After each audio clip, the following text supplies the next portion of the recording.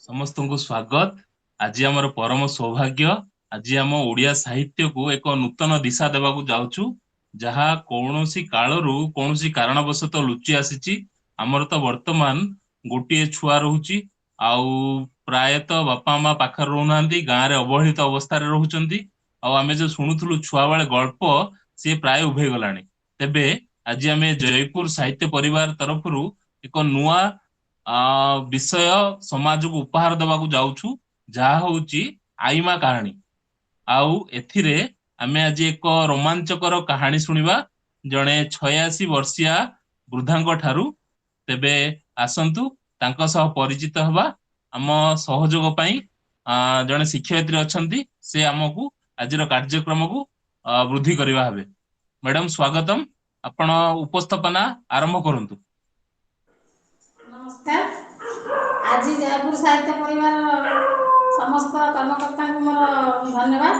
जाओ आज आईमा कहानी आलोचना हम यहाँ सुजोग देथिबा आम घर ये मौलमणि होती जेठी शाशु आमर ना हूँ रानी महापात्र।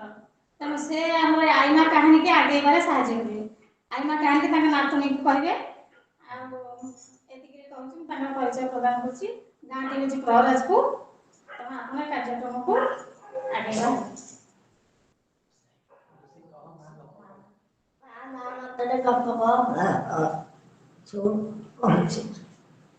गोटे गाँव गोटे चकुलिया पड़ा बाक्स पड़ा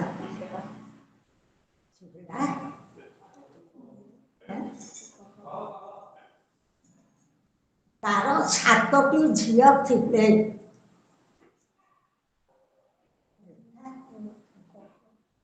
भिक्षा कर दुखे सुखे चलाती। दिने चकुलिया पड़ा भाविला पिठा गंडे कले खाई कहता गला बिरी चाउल गंडे मागिक आणला घर देला से बाटिला थोड़ा कहला चकुलिया पड़ा कहला झील को खावा दे स्वाई पछरे पिठा कर से बटा बटी थोड़ा दुखे सुखे खाई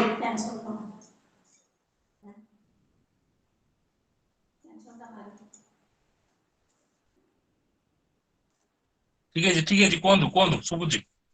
दुखे सुखे खाइबाकू दे ताकू स्वाईला पिठा कला पिठा कला गोटे चे पिठा कला गोटे झील उठी बेकरी काटे तापर गोटे गोटे करू 7टी जाक झील उठिले 7टी पिठा खाई शोधे आउ शेष मागिक सत आ 2-3टा रहा बुढ़ा भावुता झील मानू काली सकाଳେ छाड़ते आसी क्या भाभी रात पिठा खाई दुखे सुखे शोते सका उठिक गाधुआ पाधुआ सारी झील मान कहला पिले आस तुम मामू घर को जा डाकिक सांगे नहीं गला झील मैंने खुशी बोले मामू घर को जाए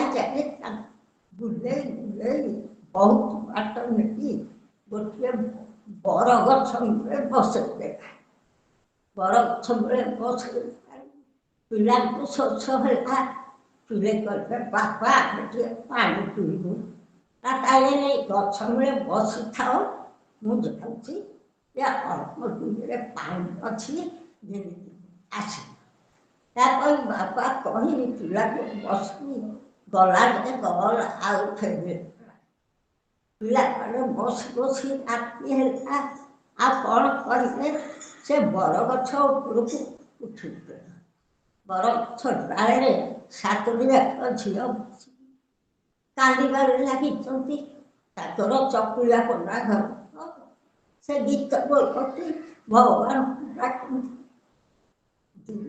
रजा करती सकाल प्रभात सागर दूत 500 लोक समस्त सागर से गछ मूले देखिले ଖାଲି ଲୁହ ଗୁଡ଼ାକ ପଡ଼ୁଛି। ରଜା କହିଲେ ବର୍ଷା ନାହିଁ, ପାଣି ଗଛରୁ ପଡ଼ୁଛି, ଦେଖିବ କି ଦୂତ ଯାଇକି ଦେଖିଲା ବେଳକୁ 7ଟି ଝିଅ ବସି କାନ୍ଦୁଛନ୍ତି। ମହାରାଜ 7ଟି ଝିଅ ବସି କାନ୍ଦୁଛନ୍ତି। ନାରେ ଝିଅ ଗୁଡ଼ାକ ସକାଳୁ କ'ଣ କାନ୍ଦୁଛନ୍ତି? ଦେଖେ ସେ କିଏ? ସେ ମାନବୀ କି ଦେବୀ କି ରାକ୍ଷସୀ? ସମସ୍ତେ ଯାଇ ଦେଖିଲେ। ଦୂତମାନେ କହିଲେ ନାଇଁ ବାବା ମହାରାଜ ଇଏ ଝିଅ ପିଲା 7ଟି।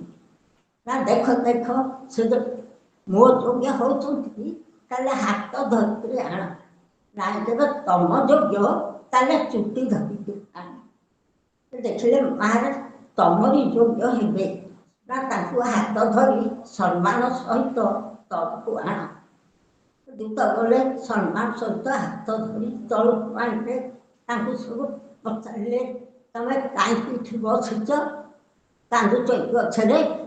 ସେ ତାଙ୍କ କଥା କହିଲେ ବାପା ଆମକୁ ଆଣିଲେ ଏଠି ବସିଲେ, ପାଣି ପାଇଁ ଗଲେ ଆଉ ଫେରିଲେ ନାହିଁ। ଆମେ ଝିଅ ପିଲା ଗୁଡ଼ା କ'ଣ କରିବୁ? ଭୟରେ ଗଛରେ ବସି କାନ୍ଦୁଛୁ, କୁଆଡ଼େ ଯିବୁ? ଆମର କେହି ନାହିଁ। ମହାରାଜ କହିଲେ ହଉ ତମେ ଚାଲ, ଆମ ଘରକୁ ଚାଲ, ମୋ ଘରକୁ ଯିବ, ମୁଁ ତମକୁ ରାଣୀ କରିକି ରଖିବି। ଝିଅମାନେ ଗଲେ ଖୁସିରେ। 7 ଝିଅଙ୍କୁ ରଜା ଆଣିଲେ, ଗାଁରେ ପ୍ରଚାର କଲେ, ଆଡମ୍ବରରେ ବାହାଘର କଲେ, ଭୋଜି ଭାତ କଲେ, ଝିଅମାନଙ୍କୁ ରଖିଲେ। ସଭା ଶାଳ ଯେକି ବେଶୀ ସୁନ୍ଦର, ତାକୁ ସେ ପାଟରାଣୀ କରି ପାଖରେ ରଖିଲେ। ଇଏ 6 ଭଉଣୀ ଥାନ୍ତି। ତାପରେ ସେ ରଜା ସାନରାଙ୍କ ପାଖ ଛାଡ଼ନ୍ତି, ବେଶୀ ଭଲ ପାଆନ୍ତି। ଏ 6 ଭଉଣୀ ଯାକ ତା ସାଙ୍ଗରେ ହିଂସା କରୁଛନ୍ତି। ତା ଭିତରେ କିଛି ଦିନ ଗଲା, ସାନରାଙ୍କର ଗର୍ଭ ହେଲା। ଗର୍ଭ ହେଲାରୁ ତାଙ୍କର ହିଂସା ବଢ଼ିଲା। କହିଲେ ତାର ଯେବେ ସନ୍ତାନ ହେବ, ରଜା ଆହୁରି ତାକୁ ଭଲ ପାଇବେ, ଆମକୁ ଆଉ ପଚାରିବେ। ତାକୁ ହିଂସା କରି ସବୁବେଳେ ଥାନ୍ତି। ଏମିତି ରଜାଙ୍କୁ ରାଣୀ କହିଲେ ମହାରାଜ ଏମାନେ ତ ସମସ୍ତେ ମୋ ସାଙ୍ଗରେ ହିଂସାବାଦୀ ହେଉଛନ୍ତି, ମୋତେ ଡର ମାରୁଛି କାଳେ ଏମାନେ କ'ଣ କରିବେ ସନ୍ତାନ ହେଲା ବେଳକୁ। ନା କିଛି ଭଲ କରନି, ମୁଁ ତୁମକୁ ଗୋଟେ ବାଜା ଦେଉଛି, ଏ ବାଜାଟିକି ରଖ। ତମର ଯେତେବେଳେ ଦେହ ଖରାପ ହେବ ମୋତେ ଡମ୍ବରୁ ବଜେଇଲେ ମୁଁ ଆସି ପହଞ୍ଚିବି। ମୋର ସଭା କଥା ଯାହା ହଉ ମୁଁ ନିଶ୍ଚୟ ଆସିବି। କହିକିରି ଗଲେ, ବାଜାଟିଏ ଦେଇକିରି ରାଣୀ ଦିନ ବସିଲେ ବଜେଇଲେ। କହିଲେ ଆସିବେ କି ନାହିଁ, ସତ କି ମିଛ ବଜେଇ ଦେଲି। ତାପରେ ରଜା ସଭା ଛାଡ଼ି ପଳେଇ ଆସିଲେ। ଦେଖିଲା ବେଳକୁ ତାଙ୍କର କିଛି ହେଇନି ଖରାପ, ଏ ଭଲରେ ଅଛନ୍ତି। ରଜା ସେଠୁ ମନେ ମନେ ଟିକେ ବିରକ୍ତିଆ ହେଲେ, ପଳେଇଲେ ସଭା। ତାପରେ ଆଉ ଯେତେବେଳେ ତାଙ୍କର ପ୍ରକୃତ ଦେହ ଖରାପ ହେଲା, ଯେତେ ବଜେଇଲେ ଆଉ ରଜା ଆସିଲେ ନା ଫେରିଲେ। ତାପରେ ଦେଖିଲେ ଆଉ ରଜା ତ ଆସିଲେନି, ଆଉ କ'ଣ କରିବେ? ଅସହାୟ ହେଇକି ସନ୍ତାନଟିଏ ଜନ୍ମ ହେଲା। ତାଙ୍କର କୁଆ ଶବ୍ଦ ଶୁଣି 6 ଭଉଣୀ ଯାକ ଦୌଡ଼ି ଆସିଲେ। ଦେଖିଲେ କେହି ନାହାନ୍ତି, ଏ ଛୁଆଟି ଜନ୍ମ କରି ପଡ଼ିଯାଇଛି, ବେହୋସ ହେଇଥିଲେ। ତାପରେ 6 ଭଉଣୀ ଦେଖିଲେ ସେ ତୋଟି ଚିପି ବାଡ଼ି ପୋତିଦେଲେ। ତାକୁ କହିଲେ ଗୋଟେ ଅସୁର ଛୁଆ ଜନ୍ମ କରିଛୁ, ଆମେ ତାକୁ ଫୋପାଡ଼ି ଦେବୁ। ଯାହା କହିଲେ ଗଲା। ତାପରେ ରଜା ଆସିଲେ, ଦେଖିଲା ବେଳକୁ କ'ଣ ନା ତାର ଗୋଟେ ଅସୁର ଛୁଆ ଜନ୍ମ କରିଥିଲା, ଆମେ ତାକୁ ଫୋପାଡ଼ି ଗଲା। ଫେର କିଛି ଦିନ ଗଲା, ଆଉ ଗୋଟିଏ ସନ୍ତାନ ହେଲା, ତାକୁ ବି ସେମିତି କଲେ। ରଜା ଆଉ ଆସିଲେନି, ସେ ପିଲାଟି ସେମିତି ମାରିକି ପୋତିଲେ। ଏମିତି ମାରିକିରି 4ଟି ପୁତ୍ର ସନ୍ତାନକୁ ମାରିକିରି ପୋତିଥିଲେ। ପୋତିବାରୁ ତାଙ୍କର ଭଗବାନଙ୍କୁ ଡାକନ୍ତି ତ, ସେ ସନ୍ତାନକୁ ଭଗବାନ ନେଇ ସେ ମାଟି ତଳେ ରଖି ଗୋଟିଏ ଗଛ କରିଦେଲେ। ଭଗବାନ କହିଛନ୍ତି କୀଟ ପତଙ୍ଗ ତରୁ ତୃଣ ସକଳ ଘଟେ ନାରାୟଣ। ତାଙ୍କ ଜୀବାତ୍ମା ଗୋଟିଏ ଗୋଟିଏ ଫୁଲ ଗଛ ଉଠିଲା। ତେଣୁ ତାଙ୍କ ପିଣ୍ଡଟା ତଳେ ରହିଲା। ତାପରେ କିଛି ଦିନ ପରେ ଫୁଲ ଫୁଟିଲା। ଯେତେବେଳେ ଫୁଲ ତୋଳେ ମାଳି ଯାଏ ସବୁ ଗଛରୁ ତୋଳେ, ସେ ଗଛରୁ ତୋଳିଲା ବେଳକୁ ସେ ଗଛଟି କହେ ତୁ ଆସ୍ତେ ଆସ୍ତେ ଫୁଲ ତୋଳ, ଗଛ ହେଲା ନା ପତ୍ର ଝଡ଼ା ନା ସାବତମାକ ହିଂସାକାଣ୍ଡରେ ମୁଁ ତଳେ ଅଛି ମାଟି ଭିତରେ, ସାବତମା ହିଂସାରେ ମୁଁ ମାଟି ତଳେ ପଡ଼ିଛି। ତେଣୁ ସେ ଚାରୋଟି ଗଛ ସେଇଆ କହନ୍ତି। ସେ ଶୁଣିକିରି ଯାଇକିରି ରଜାଙ୍କୁ କହିଲେ ମହାରାଜ ସବୁ ଫୁଲ ଗଛ ତ କିଛି କହୁନାହାନ୍ତି, ଆଉ ଚାରୋଟି ଫୁଲ ଗଛ ମୋତେ ପ୍ରତିଦିନ କହୁଛନ୍ତି, ମୁଁ କିଛି ଜାଣିପାରୁନି ସେ ଗଛ କେମିତି କଥା କହୁଛି। ରଜା ଗଲେ ଦେଖିବାକୁ। ରଜା ସେ ଗଛରୁ ଫୁଲ ତୋଳିଲାକୁ ସେ ଗଛ ବି ସେମିତି କହିଲା। ଗଛ କହିପାରୁ ରଜା ଗଲେ ତାଙ୍କ ଗୁରୁ ପଣ୍ଡିତମାନଙ୍କୁ ପଚାରିଲେ କ'ଣ ଗୋଟିଏ ବୃକ୍ଷରାଜ କଥା କହୁଛି, ଆମେ କିଛି ଜାଣିପାରୁନି, ତମେ ଆସ। ପଣ୍ଡିତମାନେ ଆସି ଦେଖିଲେ ହଁ ୟାର କିଛି କାରଣ ଅଛି, ଫୁଲ ଗଛ କଥା କହୁଛି। ଆଉ ସେ ତାଙ୍କର ବେଦ ମନ୍ତ୍ର ପାଣି କରି ଫୁଲ ଗଛରେ ଛିଞ୍ଚିଲେ, କହିଲେ ଦେବ କି ଦାନବ କି ମାନବ ତମେ କିଏ ସେ ପୁନର୍ଜନ୍ମ ବି ପ୍ରକଟ ହୁଅ। ତେଣୁ ସେମାନେ ଗଛଟି ଝାଉ କଲା, ପିଲାଟି ମନ କାହିଁକି ବାହାର କଲେ। କିଏ 4 ବର୍ଷର, କିଏ 5 ବର୍ଷର, କିଏ 2 ବର୍ଷର, କିଏ ବର୍ଷକର ଏମିତି ବାହାର କଲେ। ବାହାର କରିବାକୁ ତାଙ୍କରେ ତମେ କିଏ ସେ ନା ତମେ ସେ ଘୋଡ଼ା ଛାଲ ରାଣିକି ଆଣିବ।